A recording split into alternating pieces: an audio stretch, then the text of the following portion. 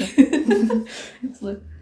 What sort of tea are you drinking today? I am drinking a liTEArary tea because it is really fitting for what I have read this month. It's the Simpson and Vale Bronte sisters tea, which is a black tea with papaya pieces. I thought they were apple pieces when I scooped it into the tea bag, but apparently it's papaya. It's really nice, but it just tastes a little bit like a black tea. Yeah. I am drinking a rooibos African chai. I don't really know what makes it an African chai versus a different type of chai. Do you? Well, rooibos originally comes from Africa. It's the rooibos tea is not an original. It's not like a black or a green tea. It's like a specific leaf, and those originate from Africa. But then, you can call every type of rooibos African rooibos. Yeah. So this is just for the exotic vibes. Well, it felt very fall, which is why I'm drinking it. It has rooibos base, obviously, and then it has cinnamon and clove. And I think when I was scooping it into my little tea bag thingy, I saw whole black pepper kernels, and it's kind of funky, gives a little zing. I don't think I let it steep for long enough because it's a little bland. But that's on me. It's also a little old. This one, it has the ingredients on the bottom. Oh, it also has anise, orange peel, ginger, cardamom, and yes, it does have whole peppercorns. In my opinion, chai needs to burn your throat as it goes down. Yeah, and this is not doing that for me, so it's not proper. Anyway, I chose a full one because today we're talking about what we read in November. Yes. Want to start? What'd you read this November? Well, I started with a very cozy read. Or at least that's how Alex described it. I think it's cozy. Yeah, and then I texted Alex a bunch of times, wait, what do you mean cozy read? I am crying. What I'm talking about is the book Under the Whispering Door by T.J. Klune. And in the little synopsis, it said, "Welcome to Karen's Crossing. The tea is hot, the scones are fresh, and the dead are just passing through." So what happens in the book is Wallace passes away and he meets a reaper. This is not death per se, there are many reapers. And she brings him to Karen's Crossing, which is a tea cafe. It's a very slow burn romantic story, but at the same time it talks a lot about death and moving on, and character development is also a very key point, because in the prologue we meet Wallace firing someone and she's being super emotional. And she's like, "Oh, thank you so much for opening up space that I can talk to you about this." And then at the end, she's like, "No, you're fired." And she's like, "Oh." And then he dies. And then he comes to him. Yeah. And then he comes to Karen's Crossing. And this is kind of where I have my little point of critique. The character development for Wallace is the moment he died, he just becomes quite a normal person that responds quite naturally to realizing you're dead, but you're still here. In that he gets angry and he goes really through the 5 stages of grief, which is also what they describe in the book, is what is happening. So he is not really an asshole the moment he steps into Karen's Crossing. He's obviously angry, but he responds normally. It's been years since I read this book. I feel like he was an asshole to Chiron at the beginning, was he not? He was, but just wouldn't you be? Okay, yeah. You just died. But how do you tell the difference between the assholeness and the mean demeanor versus just being angry at death? Can you find that difference there? There is a bit of a difference. He's still quite selfish, and at a certain point he turns selfless. And there's this part in the plot, or a subplot, where they talk about husks, and it's about people that have not been able to move on, and they flee from Karen's Crossing or whatever Passover part that they go to, and they turn into these empty shells of themselves, and they are called husks, and everyone is convinced that you cannot heal husks. And then Wallace is actually the first one to step up and be like, hey, no, actually, these are humans. Like, I can hear this husk of a person cry and I can understand his story. There's also like a bit of a queer story, like threaded through it as well. It is a queer love story to begin with, but also one of the characters that is a husk is also a queer story. So Wallace is really able to connect with him and therefore help the husk move on. And that's really the point where you're like, okay, he has gone through all this character development because he's no longer selfish. He's no longer self-involved. It's not about him anymore. It's about everyone around him. So in that way, yeah, you can definitely say that he turned out for the better, or he has been changed for good. Fire.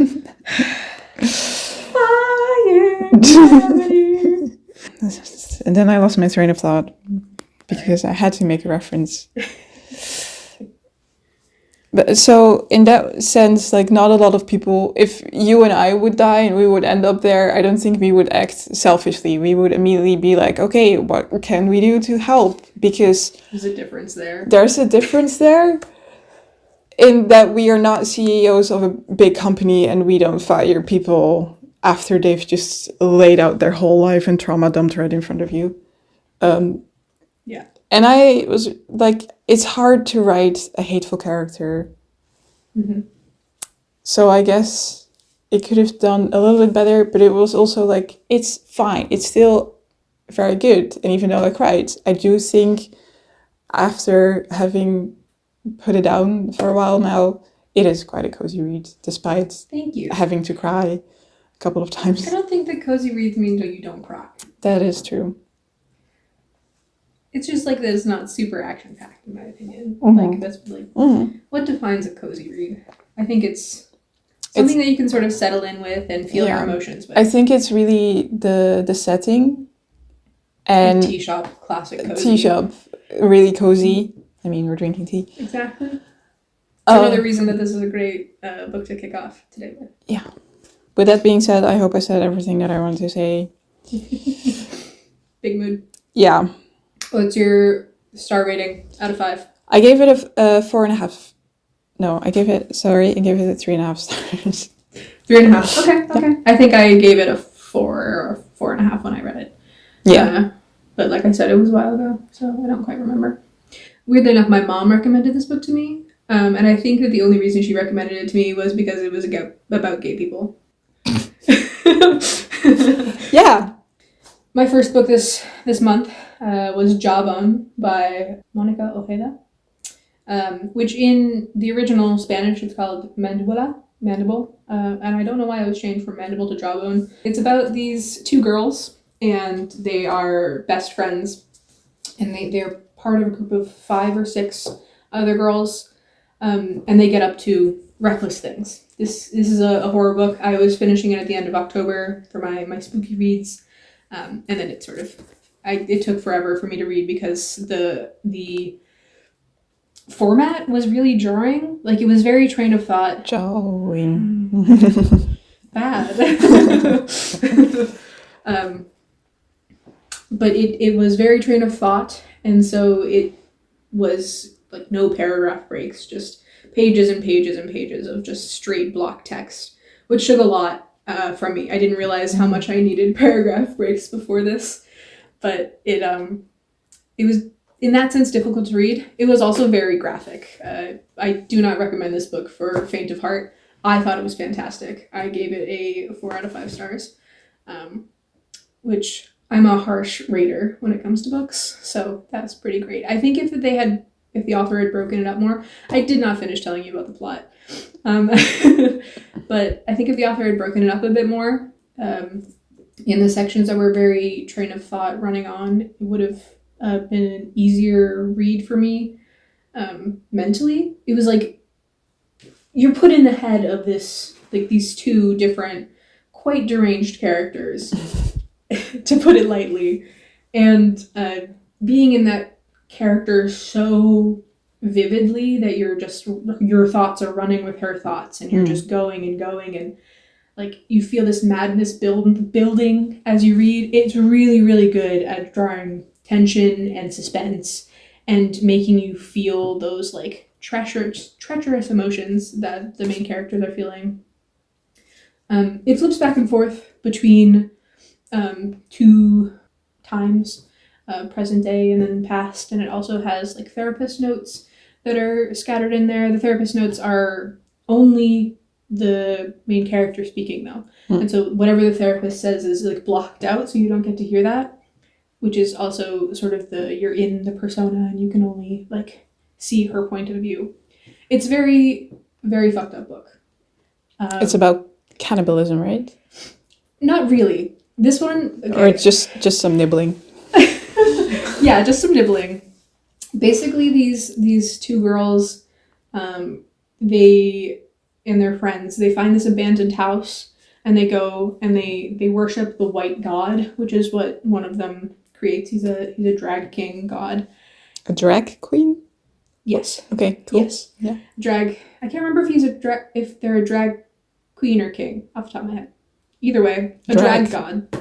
And the whiteness sort of symbolizes the purity and like how easily it can be tainted. Mm-hmm. It's a lot about like growing up and being a teenager, and exploring yourself, but in a very violent way. And it's very sexual, as I said before, and like not only like like they talk a lot about masturbation, one of the characters, but then also like with each other doing sexual acts on each other and like daring each other to do like violent and grotesque things. At one point, they're at a party with some other boys, and one of the main characters, Annalise, mentions that she has nudes on her phone of herself. And the boys dare her to show them the nudes.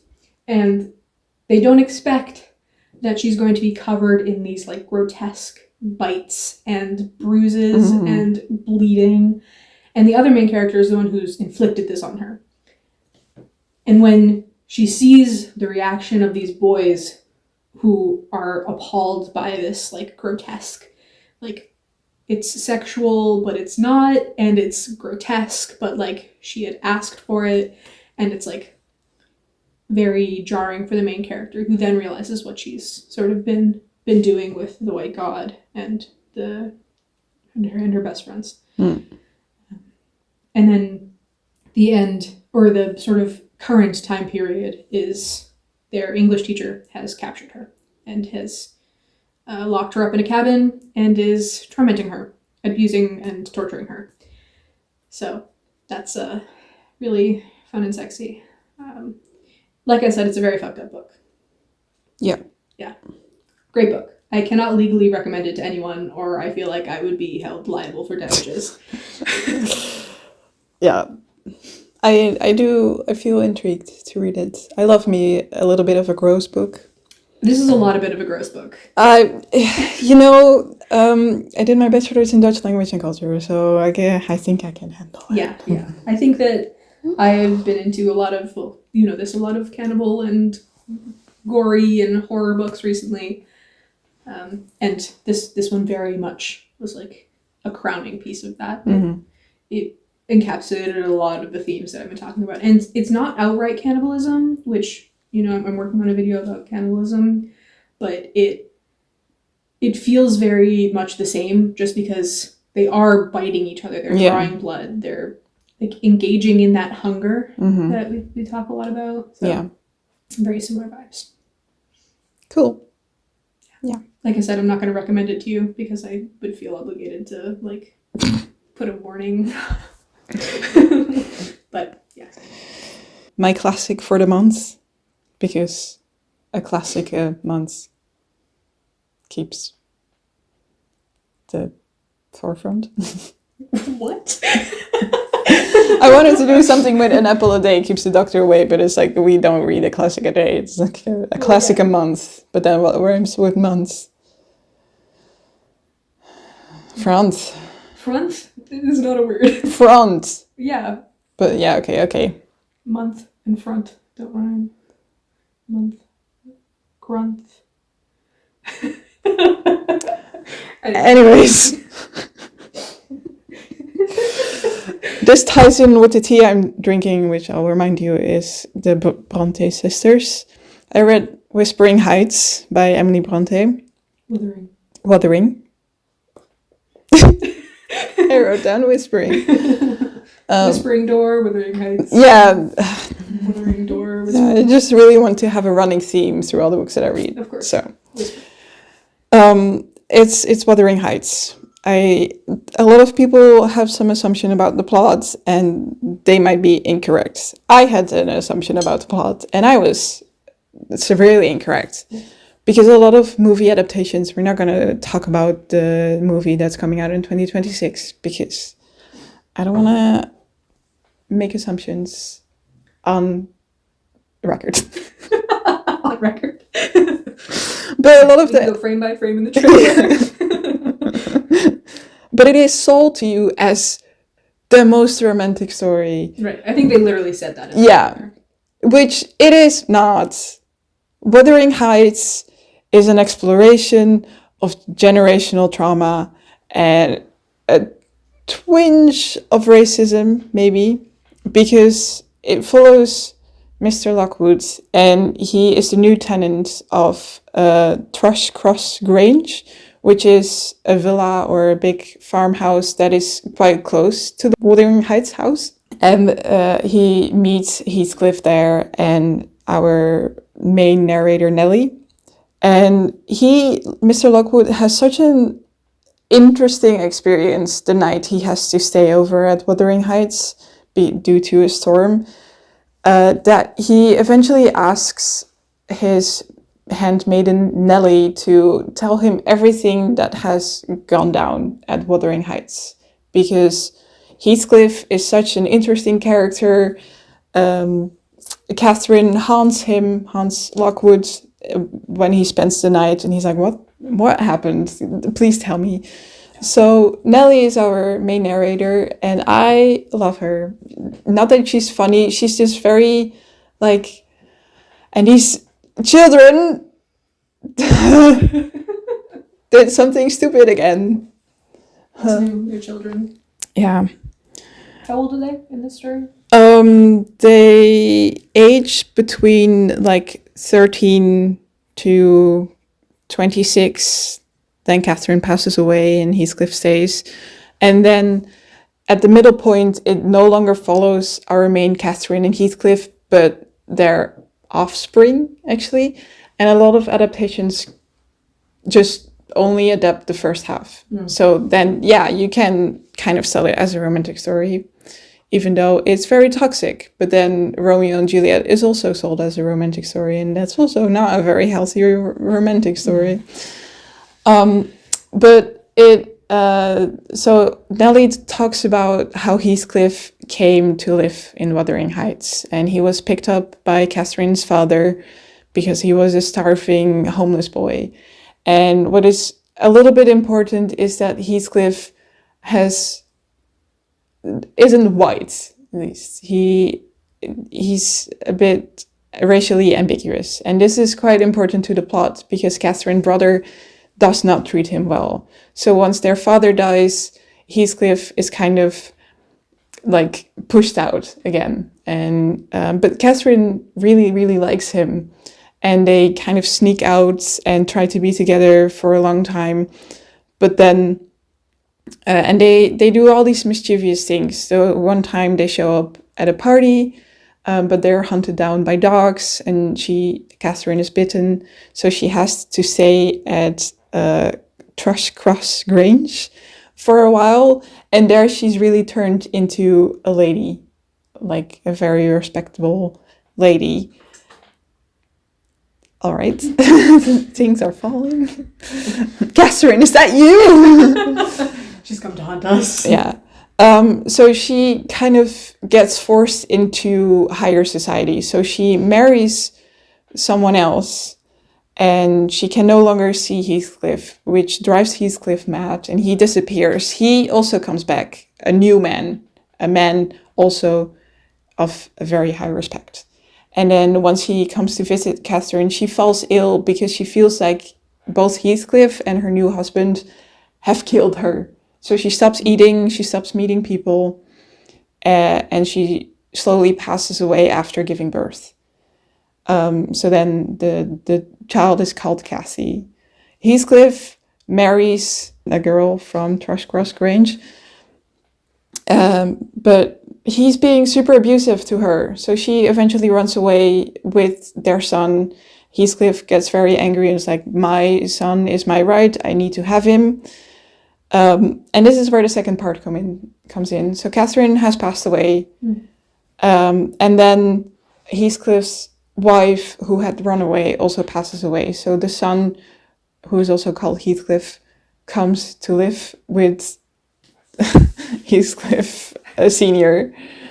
The fact that both children are named after their parents. And this really shows that it is a story about generational trauma, because the new, younger Catherine and Heathcliff immediately go and do kind of the exact same things. They're being mischievous, except younger Heathcliff is dramatic. He has some kind of illness.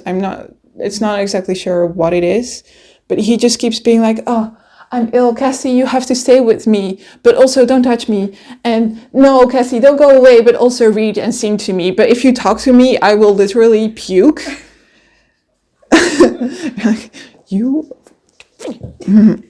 So Nellie is just an Iron lady. She's so strong for not running away and staying with these people. We stand Nellie. Yeah. So I really like the story. I'm pleasantly surprised because it's not a romantic story, and romance is just not my genre. Yeah. And I like this exploration of generational trauma and how it plays in society and societal norms and stuff. And I had kind of expected it to be a little bit more gothic, like Catherine being a little bit more ghosty-like. Mm-hmm.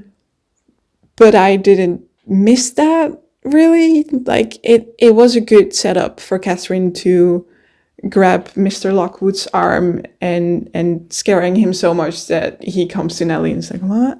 Mm-hmm. What? How? What? And I guess in the end, Heathcliff passes away as well, so Heathcliff Senior. And he eventually finds Catherine's ghost, and they spend eternity together as ghosts. Sure, that's cute. But Heathcliff is horrible. He's a horrible person. He turns so bitter, and I think that's really like society's fault, right? Because he had a loving adoptive father, and Catherine was really good for him up until they weren't. But he digs up Catherine at a certain point, and he admits to it and is proud. And there's also a hint that he may have killed other family members just on the casual. And this guy's more messed up than I thought. Yeah, and he tricks Catherine's brother into selling the estate to him, and all these things that he does. Where you're just like, why is this sold as a romance story? Because Heathcliff is worse than anyone else. Yeah. I can understand why. And like, if Heathcliff was still a very respectable young man, being very kind, being very, very generous, that would have not gone well. Because I think him being racially ambiguous is why he turned out the way he is, because society is not welcoming him. So obviously he turns away from it. Right. Obviously he tries to fight for his right to stay alive, and that turns him really bitter and brutal and everything. So I had a really good time reading this. Anyways, so I gave it a 4.5 out of 5 stars. Nice. I'm not really sure. Oh, I think the only reason, my only part of critique is I want more haunting, but yeah. It's fine. Especially from like a canon of like Gothic literature. Yeah, right? yeah. Like, I think you also told me like, oh, I haven't read it, but I know that it's like a really big part of the Gothic literature. And I mean, a lot of tropes stem from it and that sort of thing, but apparently it doesn't go as creepy or as Gothic as which it's fine, because Heathcliff is creepy enough. But Yeah, like not a lot of ghost times. Gotcha. But that's fine. And like how much screen time, book page time? How much page time does Ghost Catherine get? I think just one. Not enough. So I'm here for a creepy time. Not yeah. time. So Lockwood enters the Wuthering Heights building and he's like, I'm so sorry, but I have to stay because it's a stormy night and I don't know the way. And Heathcliff is like, I guess, but we don't have any rooms for you. And then one of the staff members is like, actually, there's this room here. You can go here. And it is apparently Catherine's room. And there are a bunch of her journals there. And she has scratched her name with a bunch of different last names in there. Because she was really like, who do I marry? With whom do I stay? It's giving MASH. Sure. So he starts reading her journals, Mr. Lockwood, and yeah, don't do that. And then from the window, he all of a sudden hears like, Heathcliff, it's me, let me in. And he's like, Kate Bush? Hello?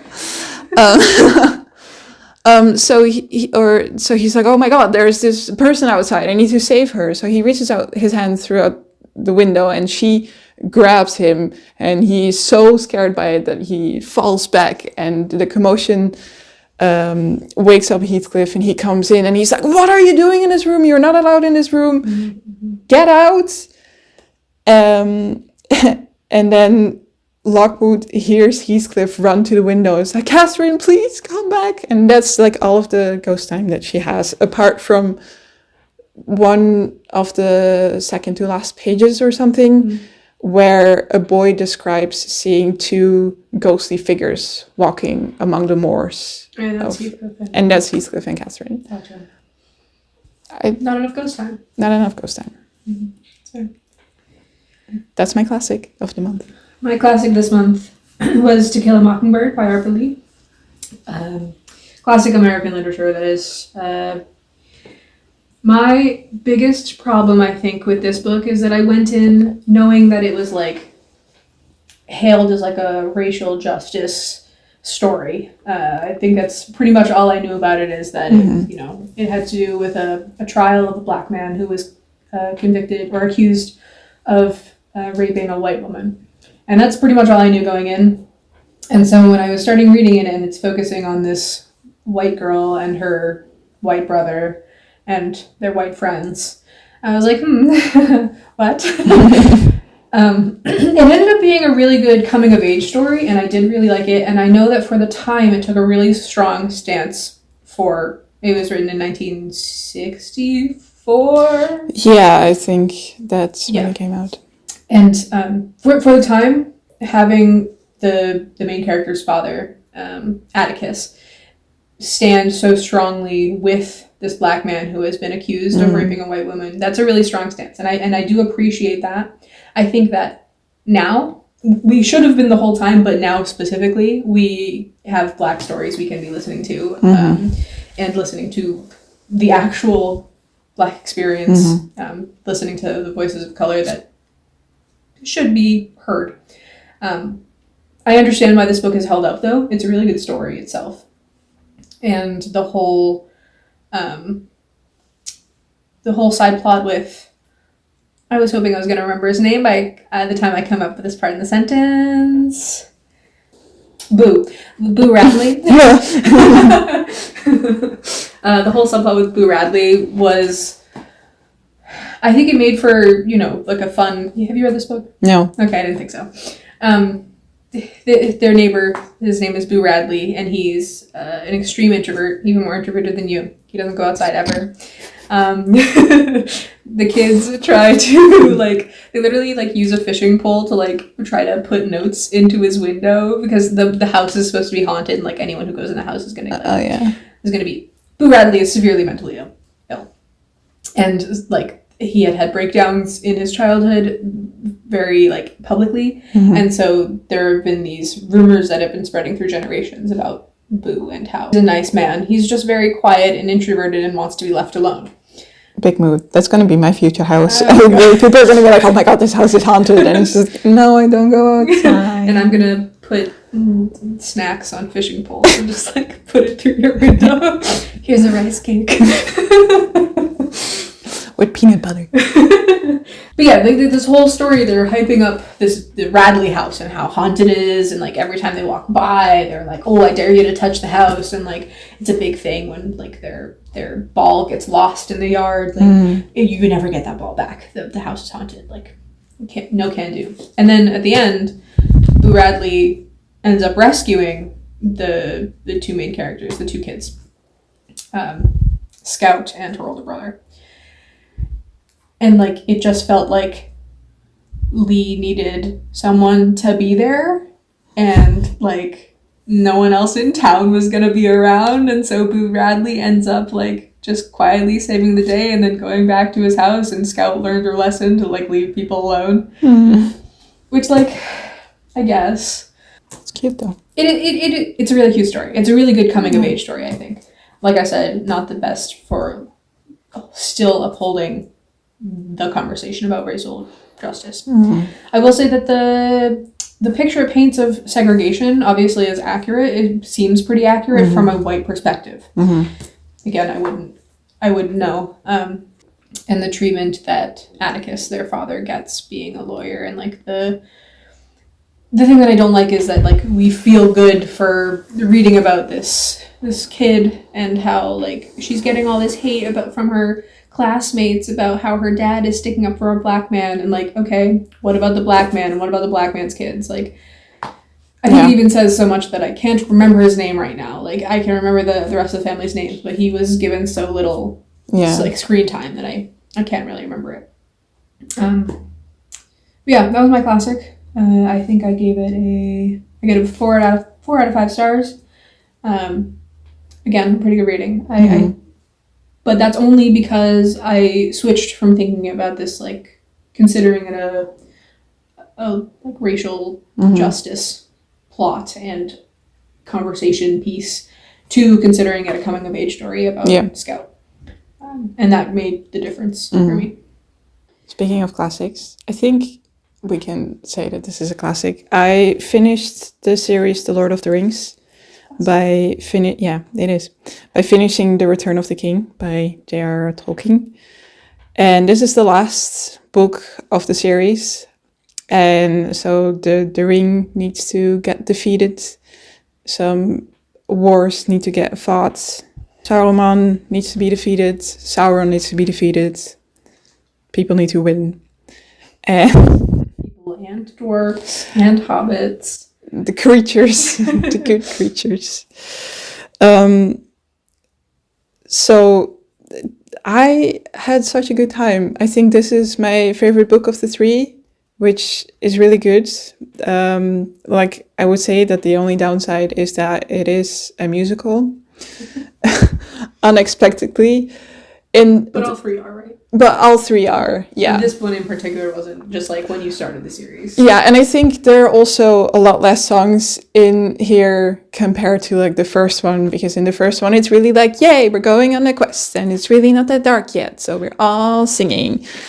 And it's also like creatures meeting each other for the very first time, so obviously they're like, I'm a tree and I'm gonna sing. Tree only comes in the second part. Right, well, but it's like, I'm an elf, so I'm gonna sing about my people, and then the dwarf is like, I'm gonna sing about my people, and then the hobbits are like, we have like 5 songs.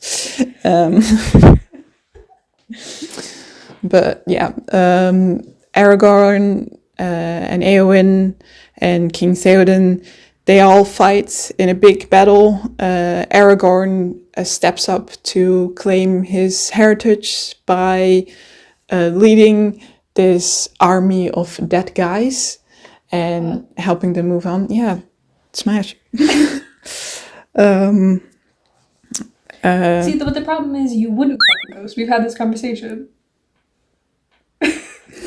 No, I'm talking about Aragorn. I'm talking about the ghost. Smash. Any of them. Yeah. Éowyn does not die, actually, which was a lie that I told you. I just forgot that part. Well, she gets really badly wounded, and then all of a sudden we meet her again in not a hospital, but like a part where she has to heal, and then she wants to fight again and look for people and stuff. But King Theoden does die.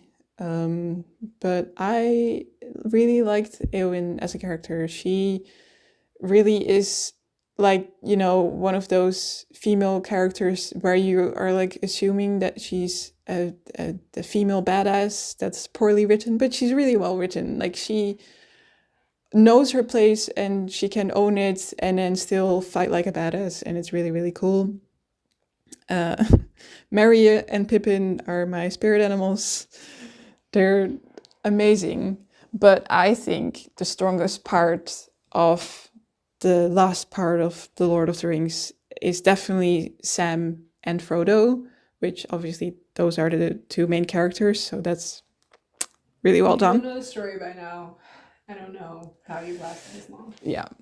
But what I really, really liked is that after Frodo gets spidered, gets webbed, and then taken in by not trolls, but like these orcs, we follow Sam, and Sam has always been one of my favorite characters in the trilogy.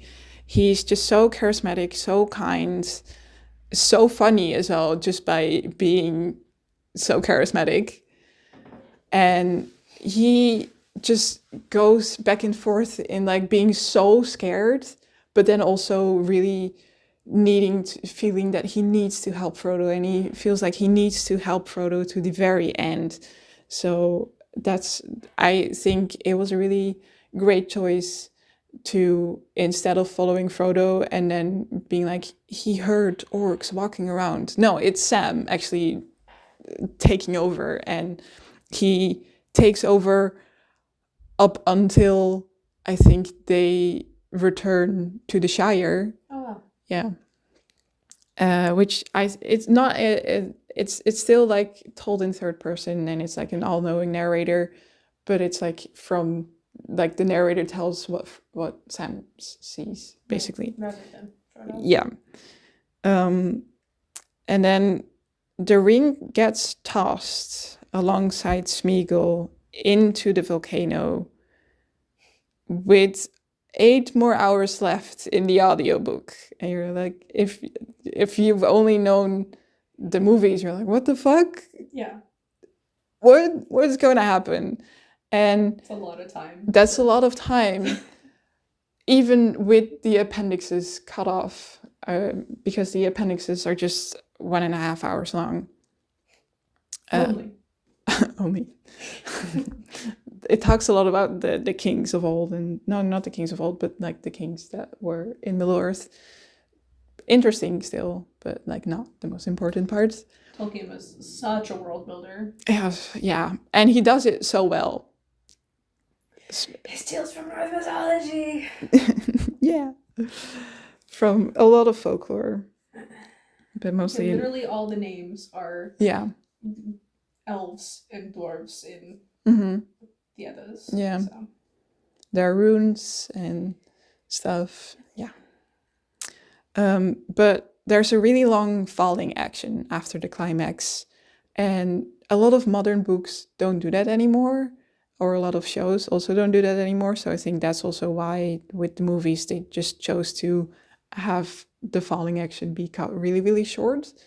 But once the hobbits return to the Shire, Saruman has taken over the Shire, and all of the hobbits that have not gone on this life-changing quest are scared, so they just do whatever the people are telling them to. And then it's really the 4 hobbits, like Sam, Frodo, Merry, and Pippin, that step up and are able to defeat Saruman all by themselves. Like all of the other characters, all of the Fellowship of the Ring characters, like Gandalf and even Galadriel, they all join the hobbits on the road back home for some time, and then they're like, this is where I leave you. You are able to do this. You're able to go alone. You're able to fight this. And they're like, Able to fight what? Am I? Yeah, am I? But yes, they are. And I think it's really a really telling part of the falling action that was quite important to show how much these characters have changed, how brave they have become, how easy it is to defeat a character like Saruman, who is one of the most powerful wizards of Middle Earth. Yeah.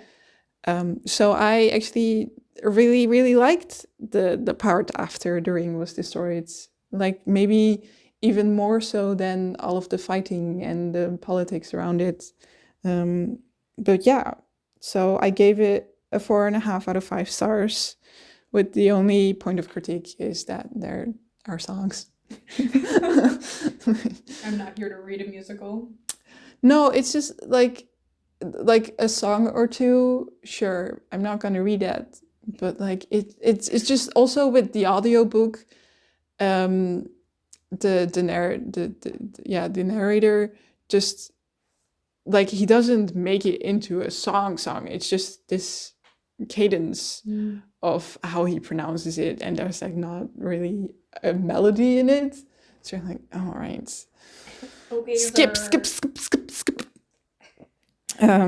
So yeah, but I am obsessed. Like I even after reading the first part of the Fellowship of the Ring, I was like, I get it. I get why it's such a beloved trilogy.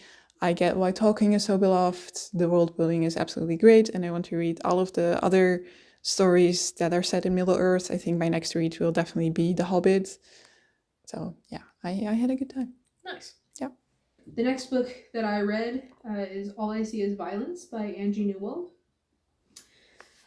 This one was rough for me. I picked Took you a long time, right? It took me, longer than I wanted it to take. It was pretty short. It was only like 400 pages, but it was really light. Like it was easy to read, so like that shouldn't have taken me too long. I nearly didn't finish this book, which I am a completionist. I hate not finishing books. Same. That's foreshadowing. It is foreshadowing. But it was really, it was a slog, which is really upsetting because the plot sounded super interesting. It follows 2 Native American women. It is written by a Native American author as well.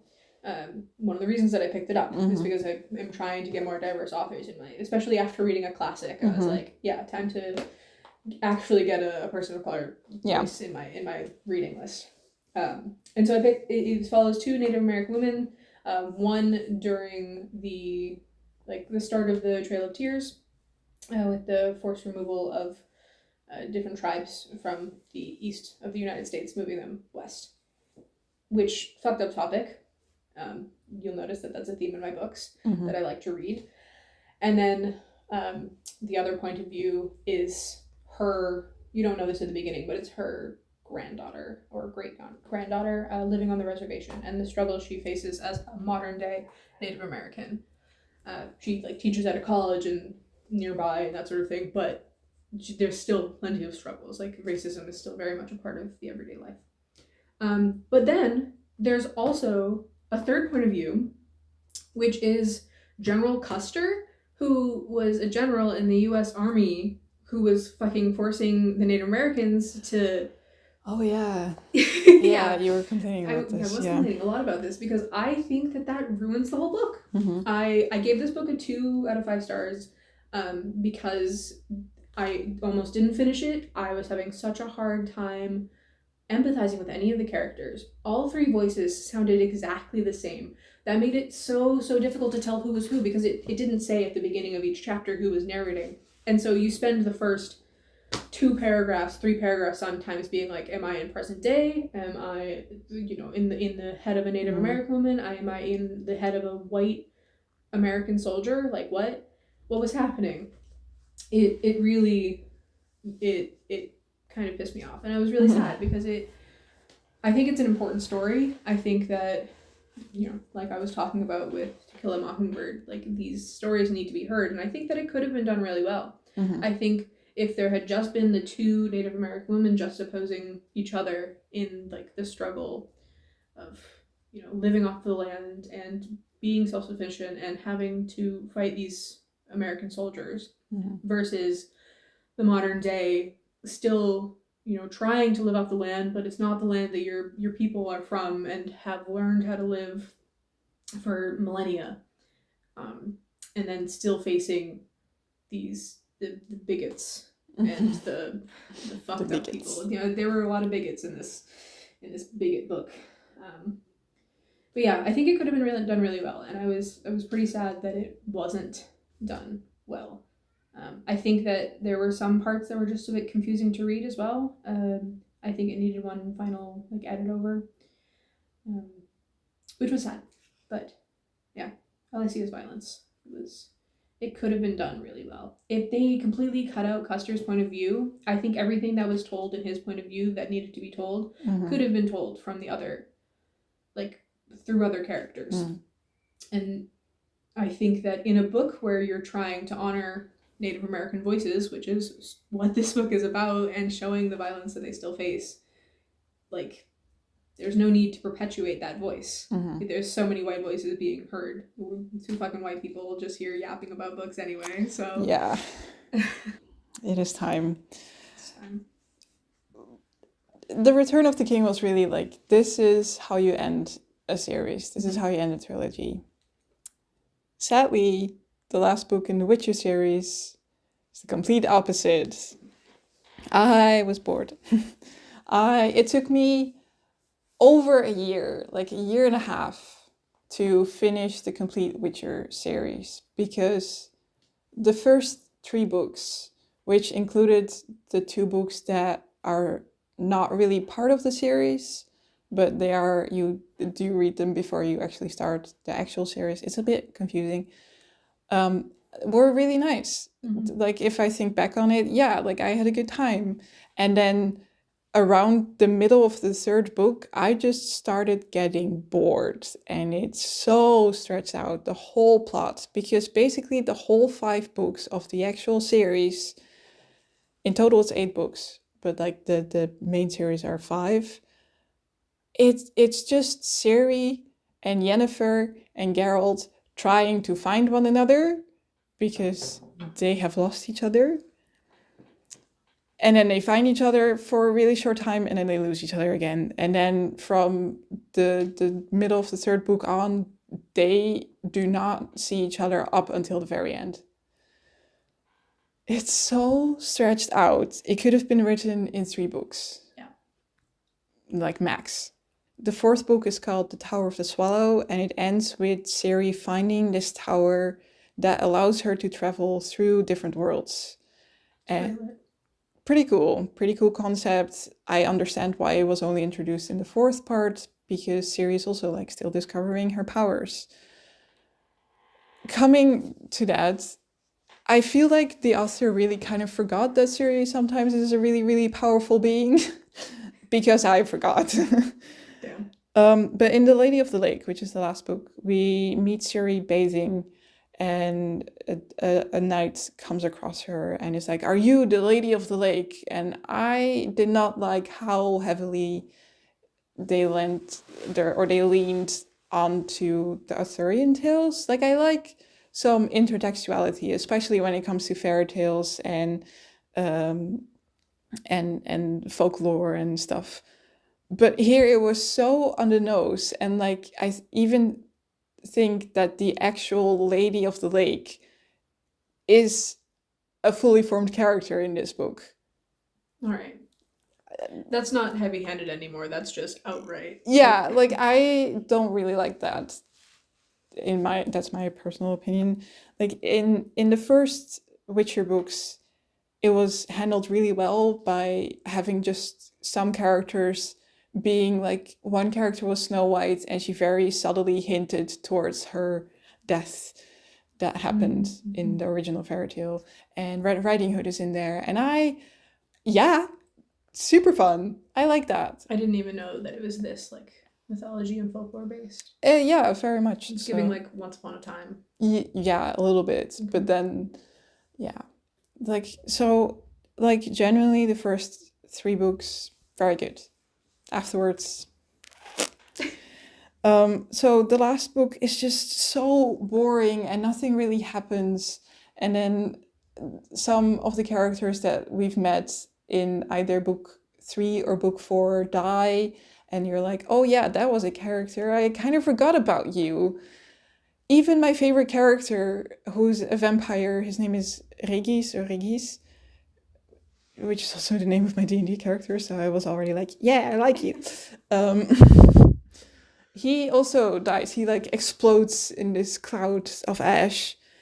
And I was just like, yeah, okay. So even your favorite character, like, it didn't have any emotional weight to it. No. That sucks. And then finally, Ciri, Geralt, and Yennefer find each other. And Ciri has to fight the big bad evil. And she manages to do that. So yay, that's personal growth. I guess she accomplished her main goal. Well, not really, because Sintra, the whole kingdom that was being taken over by Nilfgaardians, is still being taken over. Like, Ciri doesn't take to the throne, which I kind of expected to happen.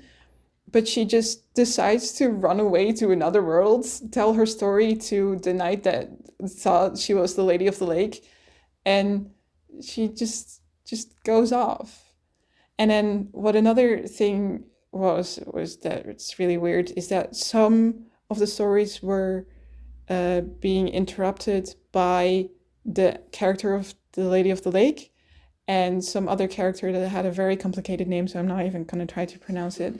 But they lived like so many years into the future after the events of The Witcher, and they tried to kind of write the story of The Witcher based on paintings and stories that they have. And in a way, I like that idea because it explains why I'm reading this, but it's also so haphazardly done.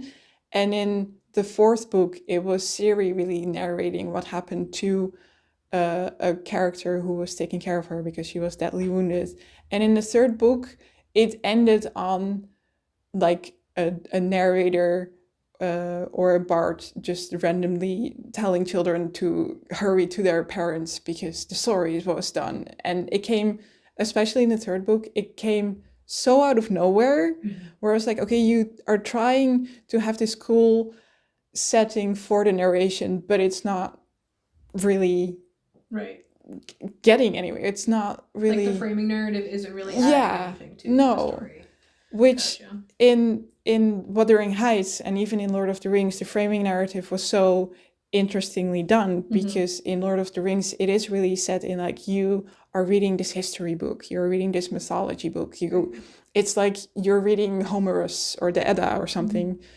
And in Wuthering Heights, it's obviously Nellie who is telling Lockwood about these characters, and then it's Lockwood telling us.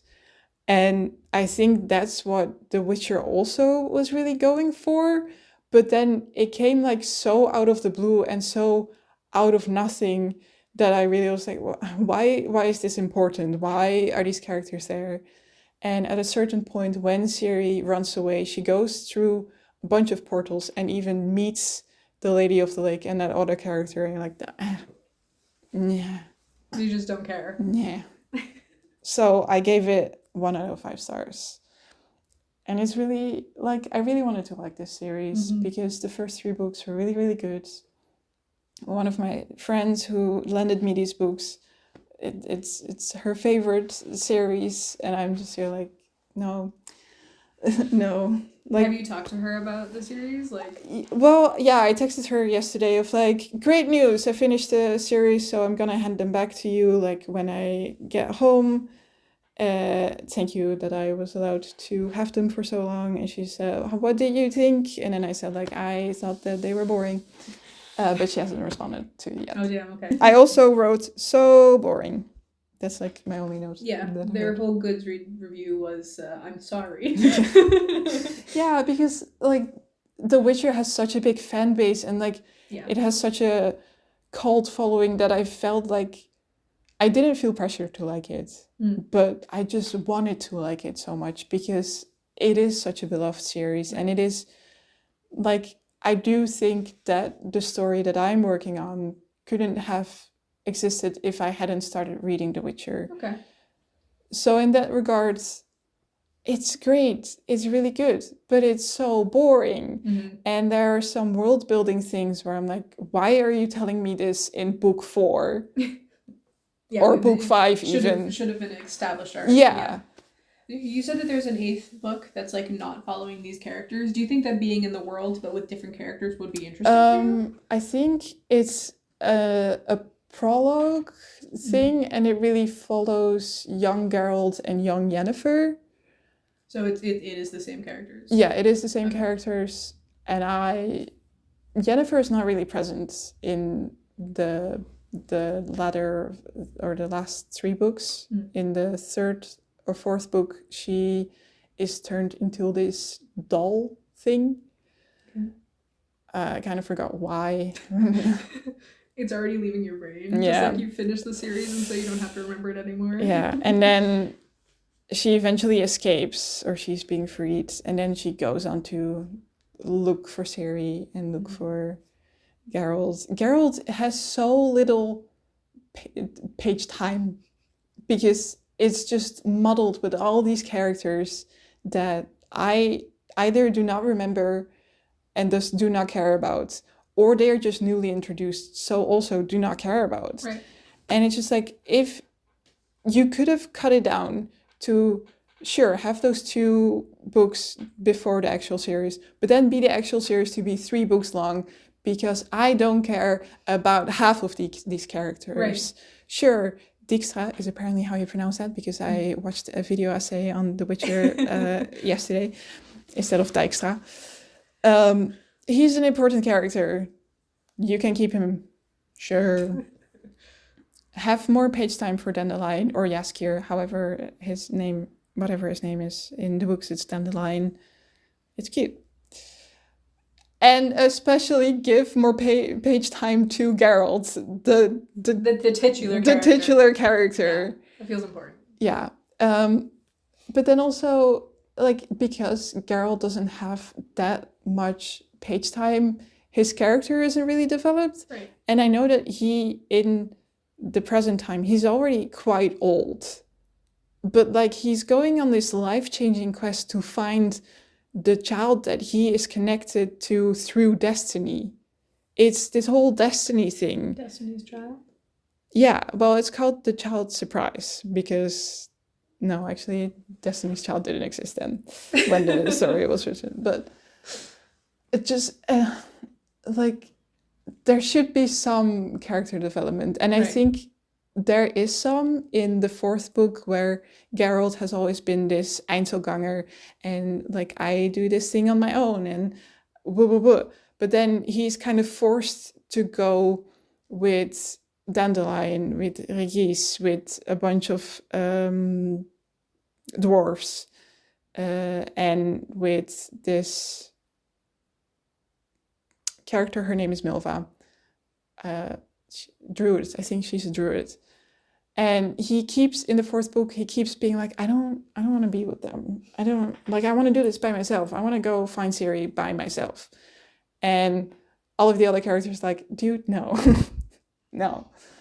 And then eventually he does accept this. But then he's split off from them because Regis and Milva get killed off halfway in the book. So you're like, okay then. Yeah. So yeah, sad, but c'est la vie. Yeah. C'est la livre. It really sucks that you have like such a 4.5 stars and 1 star end of a series. Yeah. Like, yeah. This is how you do it. And this is how you really don't do it. Yeah. Damn. I mean, comparing things to Lord of the Rings is also... It's such a... Yeah. Lord of the Rings is such a yardstick for this is how you do fantasy. So everything will either be a carbon copy of it or just poorly written compared to Lord of the Rings. Like, you can't outright the original. Yeah. Yeah. Yeah. Or start by developing your own language and then develop a world around that and then eventually start writing the world. But yeah. We can't all be linguistics. No. My next book is called Mánasteinn, The Ringurinn sem aldrei varð til. which translates to Moonstone, the boy who never was. Oh, okay. Yes. What book are you talking about? Yes. This book originally in Icelandic, written by Sjón. Very, very good author in my opinion. Though this book only got a 3.5 out of 5 stars for me. It's about this gay man. It's never really clear how old he is. I think he's a late teenager. Probably around like 17. In 1918 Reykjavik. And it opens up with him giving an old guy a blowjob, which was a really an opener for sure. Sure was. This book was also pretty sexual, and like I don't like my books so sexual. Yeah, it just doesn't do it for me. Yeah, but this book was pretty. It wasn't super graphic or anything, but it was like there were quite a few scenes that were prolonged that didn't need to be, in my opinion. Now, of course, this does like set an important scene, like to open the book with. You're learning that this character is gay, that he is oftentimes doing sexual acts for money. He's rather poor. Also, one critique I had with this book in the first chapter is that they talk about krónur, the Icelandic currency. Yeah. I know I already complained about this to you. Is that it said that the guy gave him 15 krónur in rumpled bills, and I was like, okay, well, modern day absolutely cannot happen. The 5 and the 10 are coins, first of all.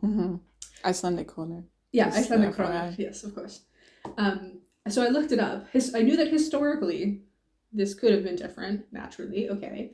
And I did find pictures of old 10 krónur bills. I could not find anywhere any 5 krónur. That seems like too small of a denomination of currency, in my opinion.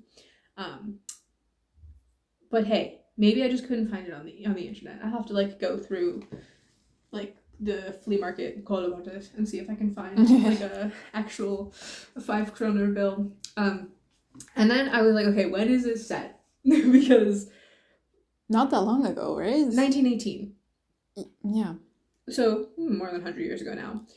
But I mean, inflation is crazy. Inflation is crazy, especially in Iceland. So in 2008, the Icelandic banks crashed, and the krónur like went fucking crazy.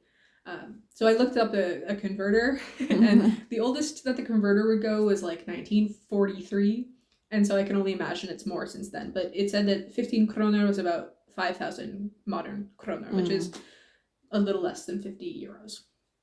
And so, like, that's a lot for a blowjob. I think.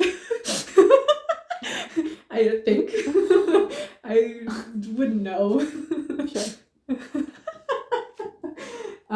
Anyway, so it goes on, and Mánasteinn is the moonstone, is the name of the main character. His name is still in Icelandic in the English translation as well. I like that. Yes, so Mána is moon, Steinn is stone, rock. So he, it's about him and his life in Reykjavik as the Spanish flu comes and decimates the population. That reached Iceland, just FYI? Yes, it did rather late, but it came over on a specific boat that they were able to figure out which boat because so few came to Iceland at the time. Yes, and they were able to track it and all that good stuff.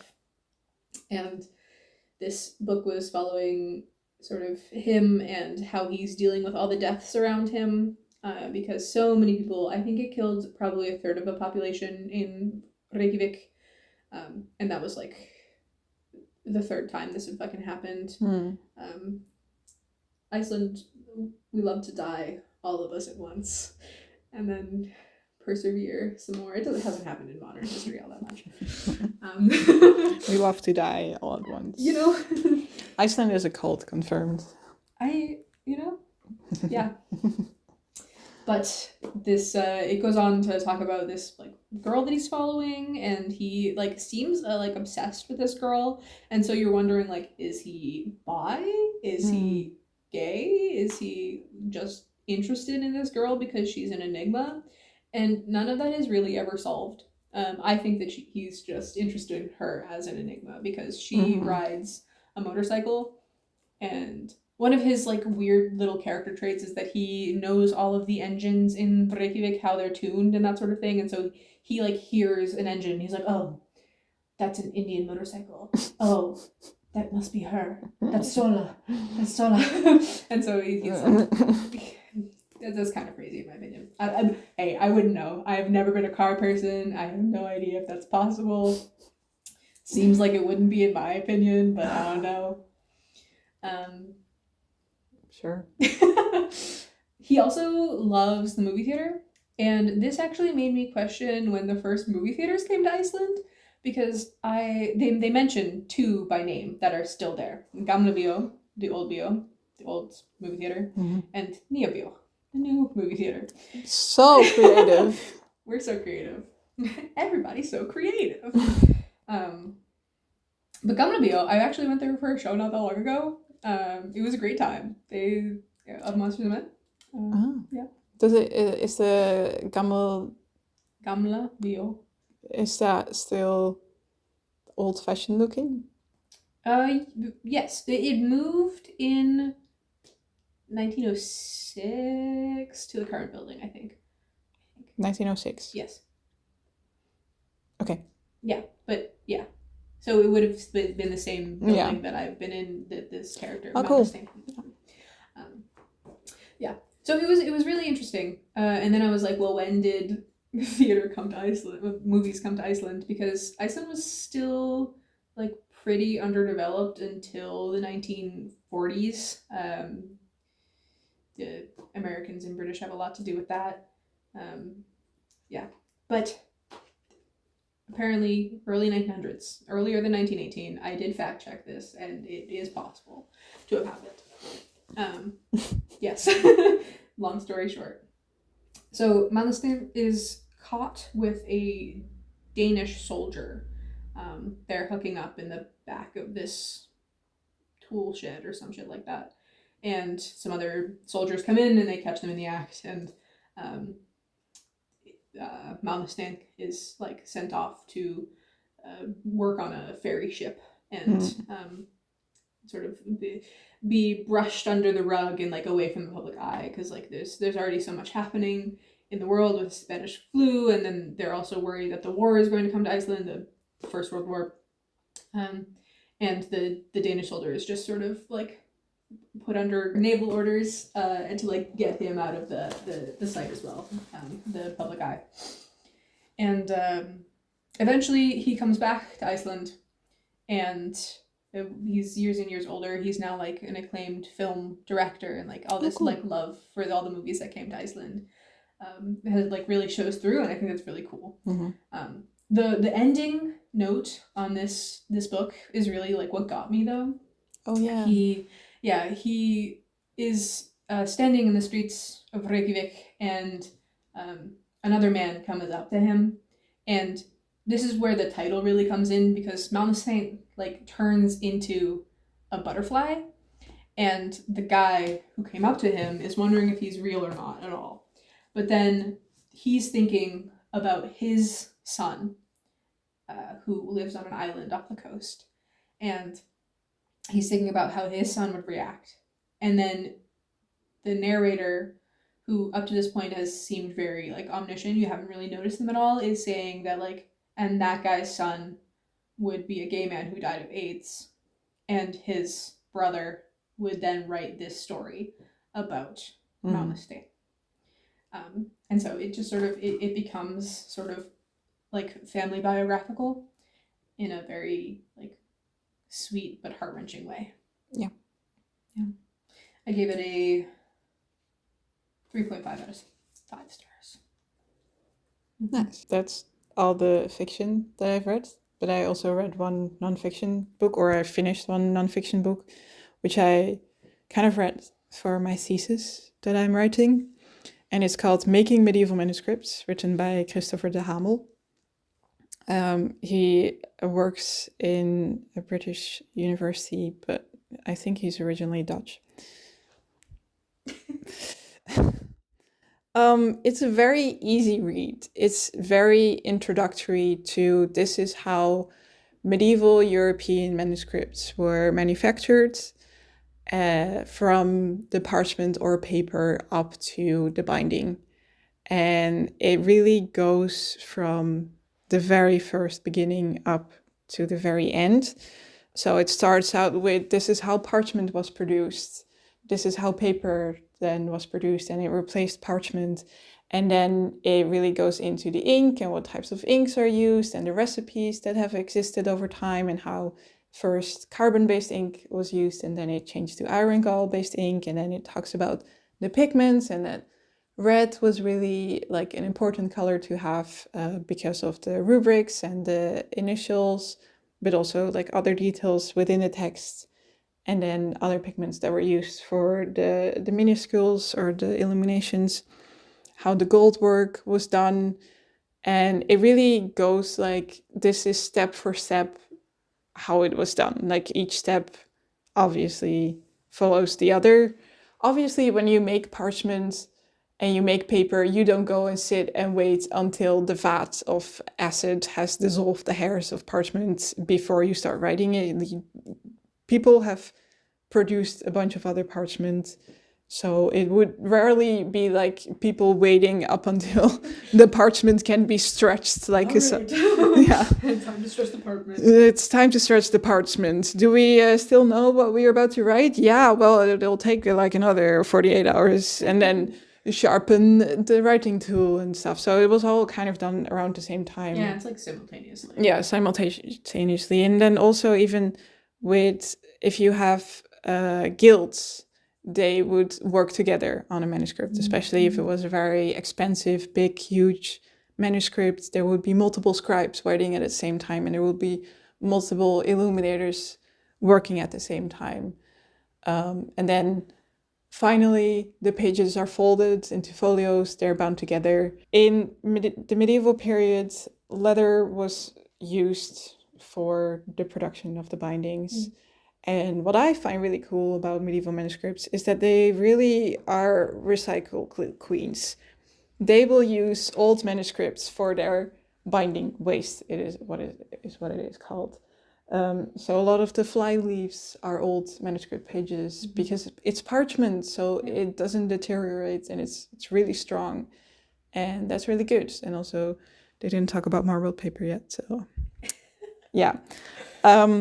We hate marbled paper. We hate marbled paper. More to come, anon. I think this is a great book.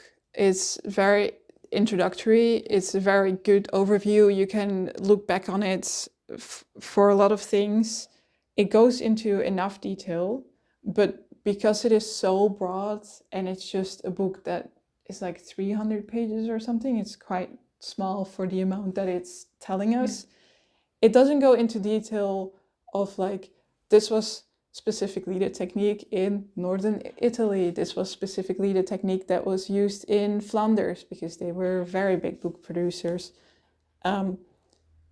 That's fine. It's not what I was expecting of that book because it's a small book. But I think I didn't write how many stars I gave it, but that's kind of why I only gave it a 4 out of 5 stars, because for the manuscript that I am studying is very regional specific. Yeah.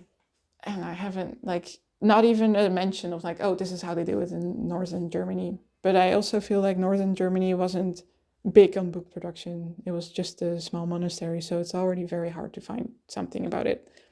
But that's fine. It's great to get in if you want to learn how medieval or European medieval manuscripts are made, specifically European. I will say I read that book years ago now, and it didn't talk at all about Iceland. No, not at all. Yeah, it's very like very surface. Yeah, but it's a really great introduction. Yeah. I do remember that, like being very accessible. Yeah, it's very accessible. They do talk about which pigments are used and how the pigments were made into dyes or paints or inks. And that's all that I really needed from it. So there you go. To keep in theme, I will also talk about my academic book first. which was Post-Colonialism and Cultural Heritage. I also read this for my thesis, but I finished my thesis, handed it in. Sorry, yay. You're looking at me like how dare you finish your thesis? That's unfair. No. It's a really cool thesis. You should all read it. I'll link it in the description, I guess. Anyway, this book, Post-Colonialism and Cultural Heritage, is a sort of collection of talks and roundtable discussions that have been transcribed from the Humboldt Forum, which happens here in Germany. And it was basically trying to answer the question, to whom does culture belong? Which is also like a huge question. Like it cannot be answered. It can't be answered in a week-long forum. It can't be answered in a month-long forum. It's, yeah. We are never going to have the answer to this question. And I think it did a really good job talking about lots of different aspects. It had a lot of different people from a lot of different parts of the world, all talking about culture, cultural heritage, and how we talk about those things and interact with those ideas, both physically and intellectually, from all over the world. And it was really great. I really enjoyed it. It took me a while to read. Like I said, I had read parts of it for my thesis, but I obviously didn't need all of the different talks about it. But I do recommend, even if you don't read the whole thing, like picking out some of the talks that sound more interesting to you. I really found the roundtables very easily digestible, even if I wasn't familiar with whatever particular artifacts or collections they were working with, just because they were so colloquial. It was a roundtable. Yeah.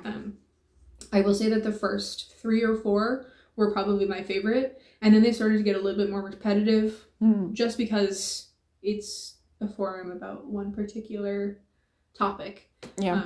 And there were a lot that, because it was so diverse, I was having a harder time following, just because I didn't know the objects well. Like if they were giving specific case studies and that sort of thing, then that was harder for me to follow.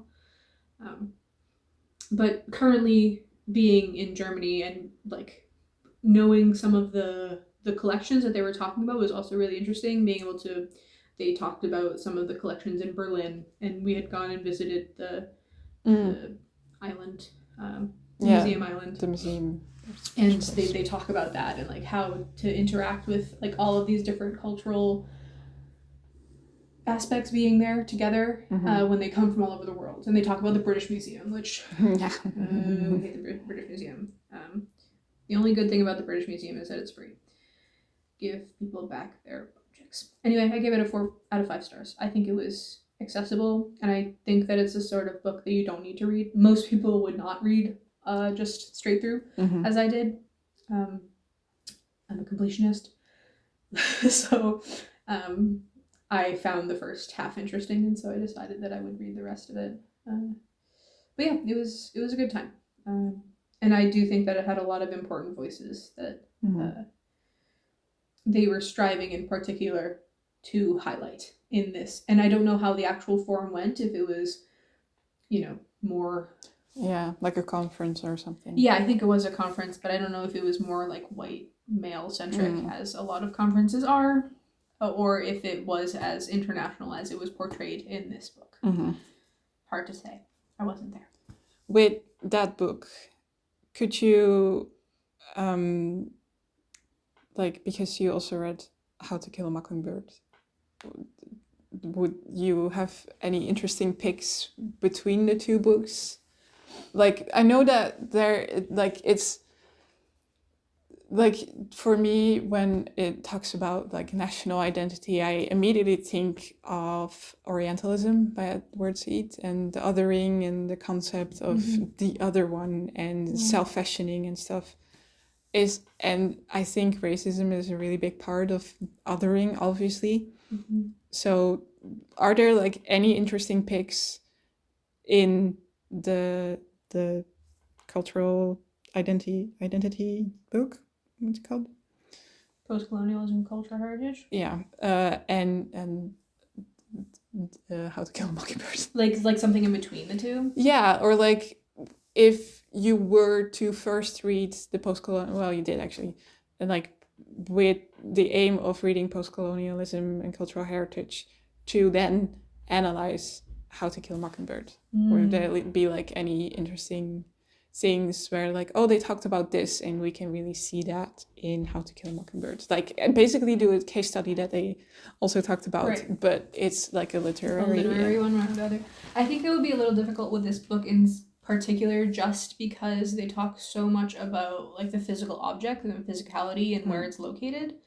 I do think that if I were reading it looking for like literary threads to pick up, I would be able to do that. But off the top of my head, I was looking at it from a like I'm a codecologist, so I was looking like the physicality of the book, the physicality of the objects that are in places that they weren't originally from. One of my favorite books, like anti-racist book, it is like self-proclaimed very angry feminism, like black feminism book, hood feminism, that's what it's called hood feminism, and it was written by a black author and talks about every issue under the sun, and like if it affects a woman, then it's a woman's issue, and it should be addressed by feminism, and like feminism needs to be all-inclusive. And I really appreciated that, and I think that book might have more to say about like a literary critique than this one would. Yeah. And the last book I read this month was They Never Learn by Layne Fargo. This book is all about supporting women's wrongs. Speaking of supporting women's rights. Yay! It was very gay. Very Love that. Dark academia. Love that. Very Dexter, but make it hot. The show Dexter? Yeah, the show Dexter. Basically, this woman goes around killing rapists and sexual assaulters. Amazing. Right? And then she thinks like she has to hide this part of herself. It goes back and forth between two perspectives. You don't know it at first, so spoilers if you haven't read this book and want to. But it goes back and forth between her college self and her modern day professor self, teaching at the same college that she was a student at. And it shows like how she was abused by a man when she was in college, and then how she is now teaching with that man and plotting to kill him. And it is really excellent in that sense. And then like it goes even further, and she feels like she has to hide all these feelings, and she thinks she's gonna get caught. But then she meets the gay love of her life, and they work together, and through the power of gay love, they persevere, and she doesn't get arrested. I love that. It's really good. I think it felt like a bit childish, which I think that it could have gone deeper into like the rage, which it did go. It did go deep into the rage, I will say that. But at the same time, it felt almost artificial. Like she's telling you that she feels this rage against like these women who against these men. More telling than showing, really. Yeah, exactly. And I feel like I wanted a more emotional pull from this. That being said, I gave it a 3 out of 5. It was a fun read. For once I predicted the twist, which I'm really bad at. I think I'm a little bit too stupid for mystery novels. I'm there for the ride. I'm never going to know what's coming. And this time, I was like, it's not going to be the person that you think it is going to be. And then it wasn't. Do you like predicting the end of books? I think usually I'm just there for the ride. So like, I don't think about it. Yeah, neither do I. But with Under the Whispering Door, I really was like, oh, okay, so this is going to happen in the end. And then I didn't. Because I was like, okay, he's either gonna go move on or he's gonna try to stay. And then the big boss, or he's called the manager, was like, actually, psych, there's another option. Poof, you're alive again. Hello. Oh, okay, that's also an option. Yeah, sure, fine. Which, I mean, in the grand scheme of things, he did decide to stay. So I guess that right, but usually I'm also just along for the ride, but I also haven't read a mystery, something like that, in a really long time. Maybe this wasn't really a mystery. It was just that like the main character was so blinded by her rage that she didn't see someone else assaulting like under her nose. Yeah. And so like when a student comes to her and says like this happened to me, she assumes that it's this character that she hates deeply, but it's not someone that she actually like didn't know was assaulting other people. Have you seen the movie Promising Young Woman? Yes. Is it kind of similar? It is. Because the main character of that movie also is just so blinded that she's willing to actually die, and then she does actually die for her cause. And it's so... Is it more brutal, the book, than the movie, you think? Yeah. Yeah.